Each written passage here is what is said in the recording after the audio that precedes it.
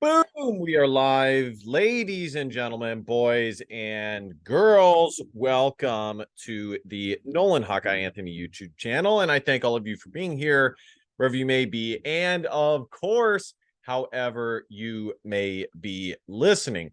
This, of course, is the Big Ten Week 4 Whip Around show. It's going to be much more difficult for me to do this after an Iowa Hawkeye total shellacking, but I will attempt to do my best and really look around the Big Ten. Somebody suggested last week that I also look at some of the marquee games around the country, and I'm okay doing that. I think, Ohio State, lucky for me, Ohio State and Notre Dame was one of the bigger matchups. Iowa versus Penn State was one of the bigger matchups, but we'll take a look at the top 25, what happened in the top 25, and of course, focus on the Big Ten. On the Iowa Hawkeye front, we are in for another maddening season.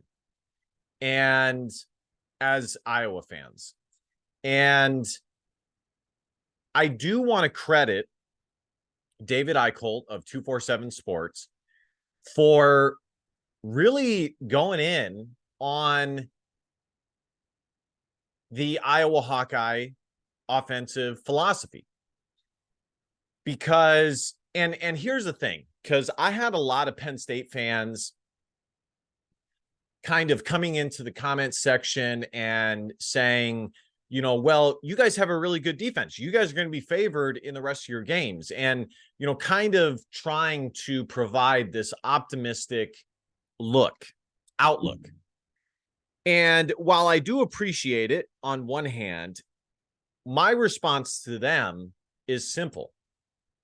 As a fan and as supporters of the Iowa Hawkeyes, it's very difficult not to want more, especially when year in, year out, you have the dominance that you have on the defensive side and on special teams. Now, against Penn State, the special teams, had its issues. The defense, it didn't have their best game. We'll put it that way. But, it certainly wasn't on the defense. They were on the field for 75% of the game, if not more.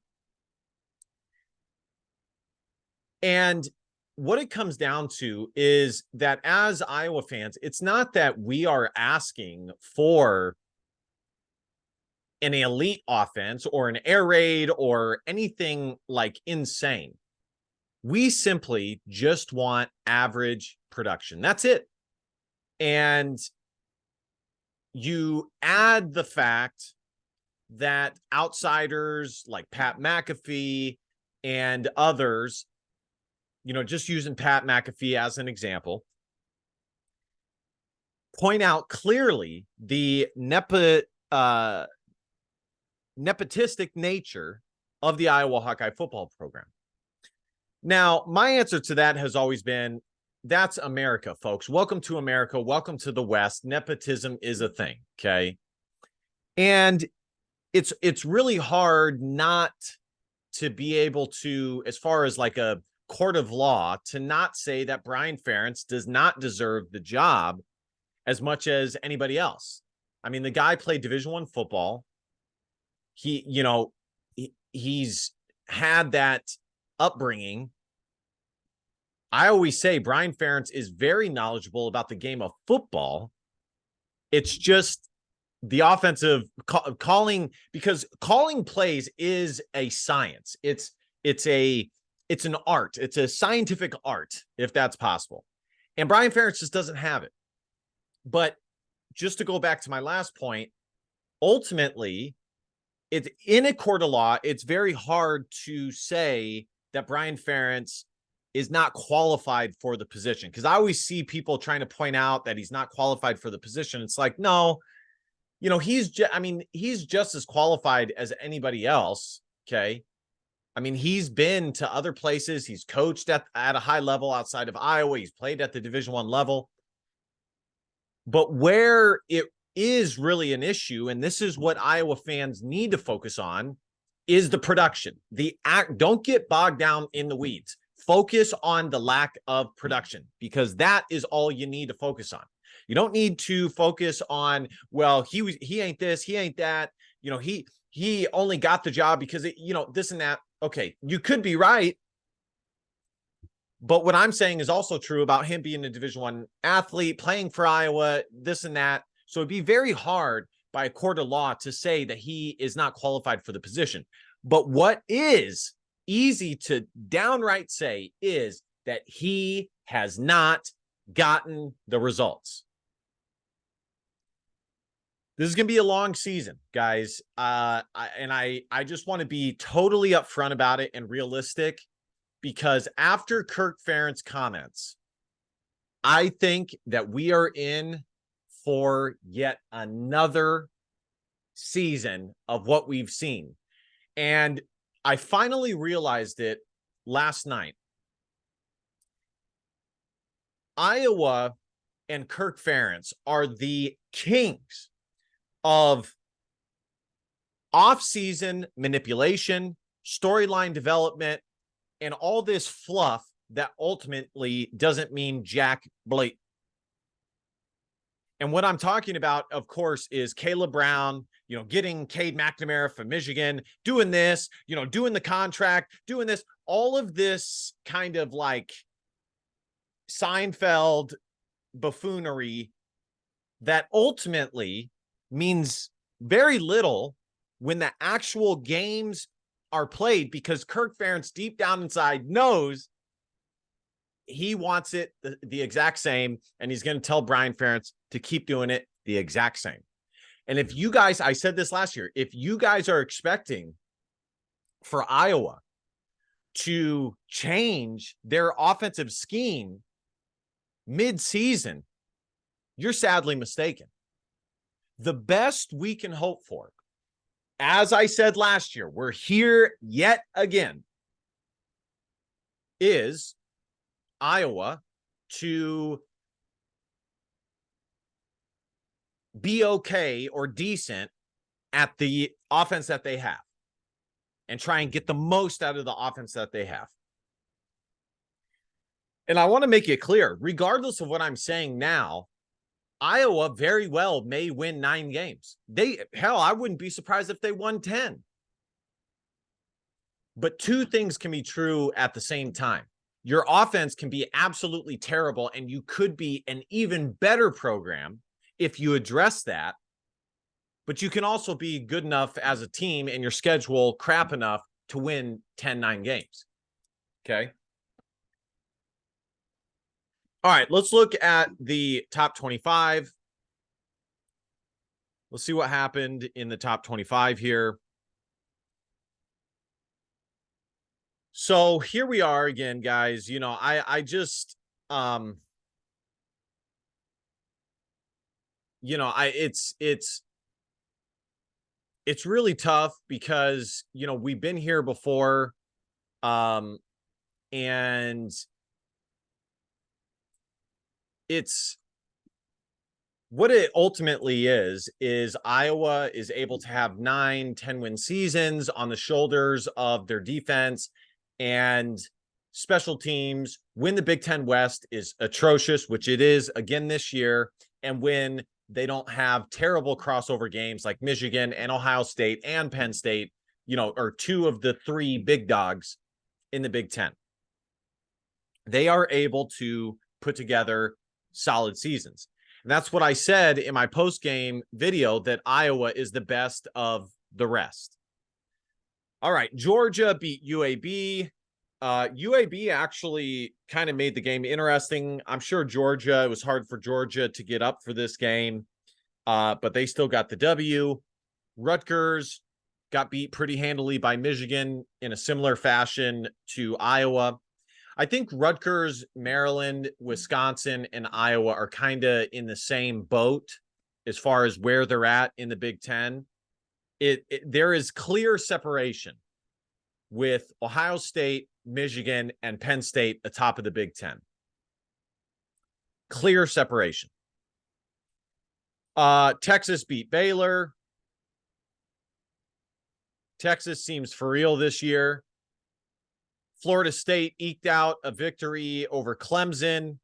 That's going to be a big win for them in trying to win the ACC. Clemson is no longer what they used to be. They're not a bad program, but they are not where they were 5 years ago. USC beat Arizona State pretty handily, double digits. Ohio State beat Notre Dame last second drive. I think Notre Dame is a pretty good team this year. I think their performance against Ohio State shows that. Of course, Iowa got shellacked by Penn State. Washington crushed Cal. Oregon crushed Colorado. And I talked to a lot of people Saturday night. I was saying that I'm not sure, and my dad went to Colorado. I'm a Colorado fan. But I'm not sure if, what I was saying before is, a lot of people were hyping up the TCU victory. And it's like, well, they're not the same team that they were last year that made it to the national championship. So Colorado did not beat the same TCU team from last year. In fact, this TCU team could be garbage. They could be a 6-7 win team. I think a lot of people put a lot of emphasis on Colorado smacking Nebraska. Nebraska sucks, guys. They're not, they're a first-year coach. Nebraska hasn't had a winning year in like 5 seasons. Nebraska is nowhere near what the name, when you hear Nebraska, a lot of people think. They're just not. So I think with Colorado is a little bit of fool's gold.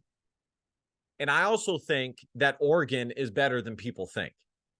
I think Oregon may be a legitimate top 5 team. Utah beat UCLA. Good victory for the Utes. LSU with the victory over Arkansas by 3 points. Alabama beat Ole Miss by double digits. Gives head coach Nick Saban some breathing room. Man, the expectations over in Alabama are sky high. It's insane. Washington State with the victory over Oregon State. Wisconsin losing to Washington State is not looking as bad. It's not looking as bad. Oklahoma picked up a pretty solid victory over Cincy. North Carolina with the win over Pitt. Duke with the victory over O and for UConn. Miami crushed Temple. Tennessee crushed Utah. And Florida with the victory over Charlotte. Let's take a look at the Big Ten, guys.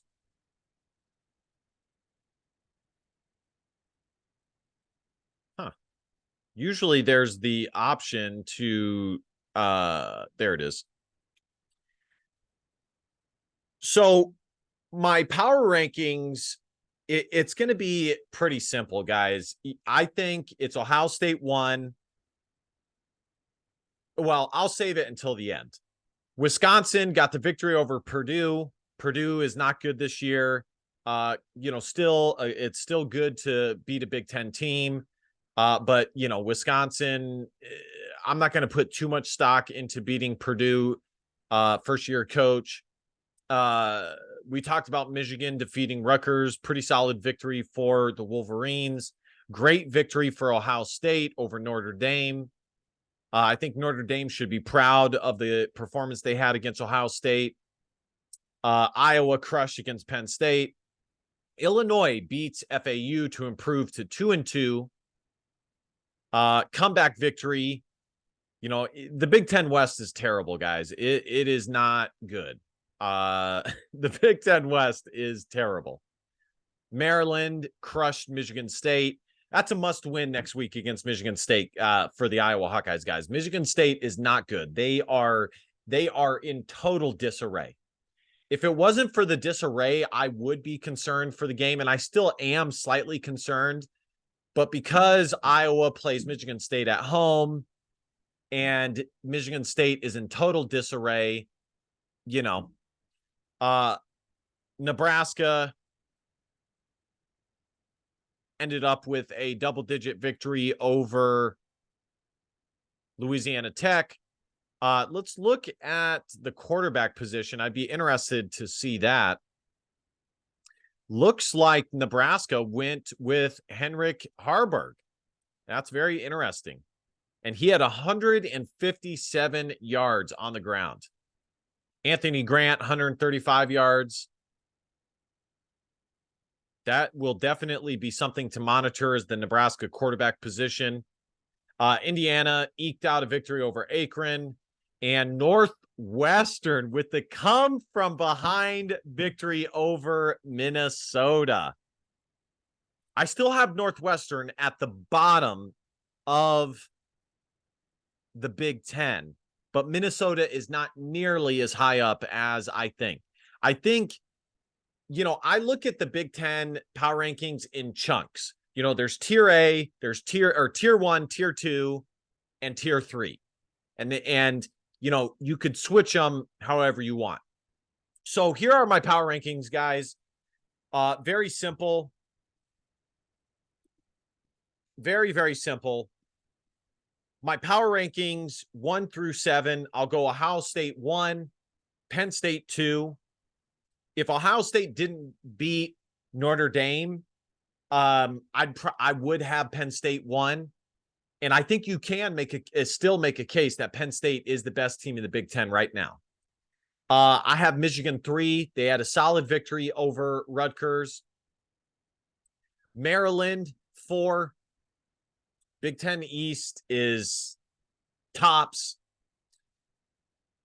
It's hard for me to put Wisconsin over Iowa after they beat Purdue. At the end of the day, their loss to Washington State is, even though it's looking better, it's not way better than, it's worse than Iowa's loss to Penn State on the road in a whiteout game. So I'm still going to go with Iowa at 5. I'll go with Wisconsin 6.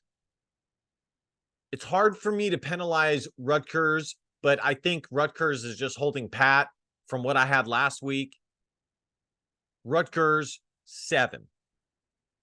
And if I had to go 8, I'd probably go with Illinois.